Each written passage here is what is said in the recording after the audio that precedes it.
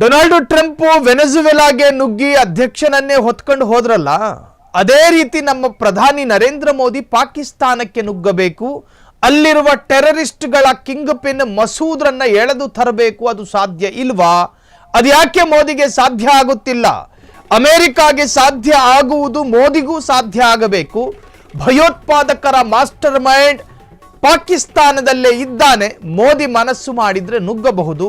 ವೆನೆಜುವೆಲಾ ಬಗ್ಗೆ ಮಾತಾಡುವಾಗ ಹೇಳಿಕೆ ಕೊಟ್ಟ ಅಸಾದುದ್ದೀನ್ ಓವೈಸಿ.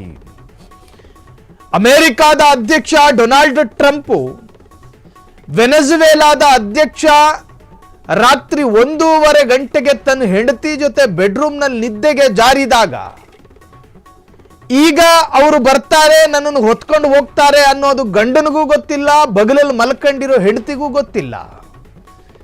ದೊಡ್ಡ ದೊಡ್ಡ ತೋಪುಗಳನ್ನ ತಂದ್ರು, ಬಾಗ್ಲಲ್ಲಿ ನಿಂತ್ಕೊಂಡು ಅಮೆರಿಕಾದ ಸೈನಿಕ ಪಡೆ ಒಳಗು ನುಗ್ಗುತ್ತಾ ಇದ್ದ ಹಾಗೆ ನೋಡ್ತಿದ್ದ ಹಾಗೆ ಮೇಲು ಹೊದ್ಕೊಂಡು ಮಲಗಿದ್ದ ಕಂಬ್ಳಿನ ಮೆತ್ತಗೆ ಅವರೇ ಜಾರಿಸಿದ್ರು ಆರ್ಮಿ ಅವರು. ಅದಕ್ಕೂ ಮುಂಚಿತವಾಗಿ ಮೆಸೇಜ್ ಕೊಟ್ರಂತೆ, ನಾವು ಒಳಗೆ ಬಂದಿದ್ದೀವಿ, ನಿಮ್ಮ ಬೆಡ್ರೂಮಲ್ಲಿ ಇದ್ದೀವಿ, ನೀವು ನಮ್ಮನ್ನು ನೋಡಬಹುದು ಅಂತೇಳಿ. ಅದಾದ ನಂತರ ಅವರನ್ನು ಹೊತ್ಕೊಂಡೋಗಿ ಅವರು ಫ್ಲೈಟ್ನಲ್ಲಿ ಅವ್ರನ್ನ ಅಫಿಷಿಯಲಿ ಅರೆಸ್ಟ್ ಮಾಡಿ ಅವ್ರನ್ನ ಕರ್ಕೊಂಡು ಹೋದರು. ಅದಾದ ನಂತರ ಈಗ ಅದು ದೊಡ್ಡ ಮಟ್ಟಿಗೆ ಸುದ್ದಿ ಆಗ್ತಾ ಇದೆ. ವಿಶ್ವಸಂಸ್ಥೆಯ ಅನುಮತಿ ಇಲ್ಲದೆ ಒಂದು ದೇಶದ ಅಧ್ಯಕ್ಷನನ್ನು ಬಂಧಿಸುವಂತಿಲ್ಲ. ಇಂಟರ್ನ್ಯಾಷನಲ್ ಕ್ರಿಮಿನಲ್ ಕೋರ್ಟ್ನ ಸದಸ್ಯ ರಾಷ್ಟ್ರಗಳು ಮಾತ್ರ ಒಂದು ದೇಶದ ಅಧ್ಯಕ್ಷನನ್ನು ಅರೆಸ್ಟ್ ಮಾಡಬೇಕು.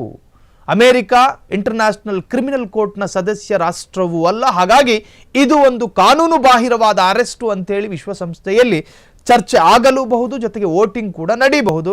ಅದೇನೇ ಇರಲಿ, ಆದರೆ ಈಗ ಅಸಾದುದ್ದೀನ್ ಓವೈಸಿ ಹೇಳ್ತಿದ್ದಾರೆ, ಅಮೆರಿಕಾದ ಅಧ್ಯಕ್ಷ ಡೊನಾಲ್ಡ್ ಟ್ರಂಪ್ ವೆನೆಜುವೆಲಾದಲ್ಲಿ ನುಗ್ಗಿ ಅಧ್ಯಕ್ಷನನ್ನೇ ಅಪಹರಣ ಮಾಡಿ ಹೋಗ್ತಾರಲ್ಲ, ಹಾಗೇನೆ ನಮ್ಮ ಭಾರತದ ಪ್ರಧಾನಿ ನರೇಂದ್ರ ಮೋದಿ ಆಗಾಗ ಪಾಕಿಸ್ತಾನದ ಹೆಸರು ಹೇಳ್ತಾ ಇರ್ತಾರೆ, ಪಾಕಿಸ್ತಾನದ ಭಯೋತ್ಪಾದಕರ ಬಗ್ಗೆ ಮಾತನಾಡ್ತಾ ಇರ್ತಾರೆ. ಒಂದೇ ಸಾರಿ ಒಳಗೆ ನುಗ್ಗಿ ನನ್ನ ಮಗನ ಕರ್ಕ ಬಂದಿಲ್ಲಿ ಸುಟ್ಟಾಕಕ್ಕೇನು, ಅಲ್ಲಿ ಮುಗೀತಲ್ಲ, ಏಕ್ ಮಾರ್ದೋತು ಕೂಡ. ಇನ್ನು ಪಾಕಿಸ್ತಾನದ ಸುದ್ದಿ ಹೇಳಬೇಕಂತನೇ ಇಲ್ಲ, ಒಂದೇ ಏಟಿ ಸರ್ವನಾಶ. ಹಿಂಗೆ ಯಾಕೆ ಮಾಡೋದಕ್ಕೆ ಸಾಧ್ಯ ಆಗ್ತಾ ಇಲ್ಲ? ಪೆಹಲ್ಗಾಮ್ನವರು ಭಾರತದ ಗಡಿ ಭಾಗಕ್ಕೆ ನುಗ್ಗುತ್ತಾರೆ. ಇಲ್ಲಿನ ಭದ್ರತಾ ವೈಫಲ್ಯದಿಂದ ನಮಗೆ ನೆಟ್ಟಿಗೆ ನಮ್ಮ ಬಾರ್ಡ್ರಲ್ಲಿ ಸೈನಿಕರನ್ನು ಎಲ್ಲೆಲ್ಲಿ ನಿಲ್ಲಿಸಬೇಕು ಅನ್ನೋ ಯಾವ ಸೀರಿಯಸ್ನೆಸ್ಸು ನಮಗಿಲ್ಲ.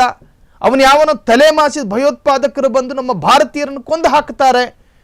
ಇದೆಲ್ಲದಕ್ಕೂ ಪರಿಹಾರ ಅಲ್ಲಿಗೂ ನುಗ್ಗಿ ಅದರ ಮಾಸ್ಟರ್ ಮೈಂಡ್ ತಲೆಮಾಸಿದ ಭಯೋತ್ಪಾದಕನನ್ನು ಎಳ್ಕೊಂಡು ಬರೋದಲ್ವಾ? ಯಾಕೆ ನರೇಂದ್ರ ಮೋದಿ ಅವರು ಈ ತರಹದೊಂದು ಆಪರೇಷನ್ ಮಾಡೋದಿಲ್ಲ?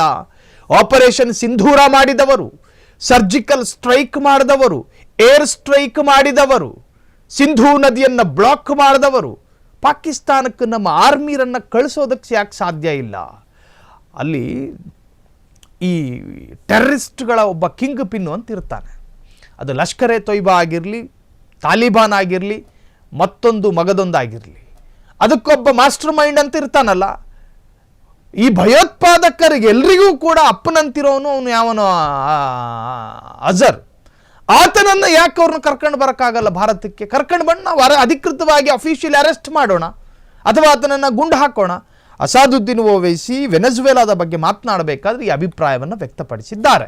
ಡೊನಾಲ್ಡ್ ಟ್ರಂಪ್ಗೆ ಸಾಧ್ಯ ಆಗೋದು ನರೇಂದ್ರ ಮೋದಿಗೆ ಯಾಕೆ ಸಾಧ್ಯ ಆಗಲ್ಲ ಅಂತ ಹೇಳಿ ಅಸಾದುದ್ದೀನ್ ಓವೈಸಿ ಪ್ರಶ್ನೆ ಮಾಡಿದ್ದಾರೆ. ಕ್ಷಣ ಕ್ಷಣದ ಸುದ್ದಿಗಳಿಗಾಗಿ ಫ್ರೀಡಂ ಟಿವಿ ಸಬ್ಸ್ಕ್ರೈಬ್ ಮಾಡಿ, ಲೈಕ್ ಮಾಡಿ ಹಾಗೂ ಫಾಲೋ ಮಾಡಿ. ಹೊಸ ಸುದ್ದಿಗಳ ನೋಟಿಫಿಕೇಶನ್ಗಾಗಿ ಬೆಲ್ ಐಕಾನ್ ಮೇಲೆ ಕ್ಲಿಕ್ ಮಾಡಿ.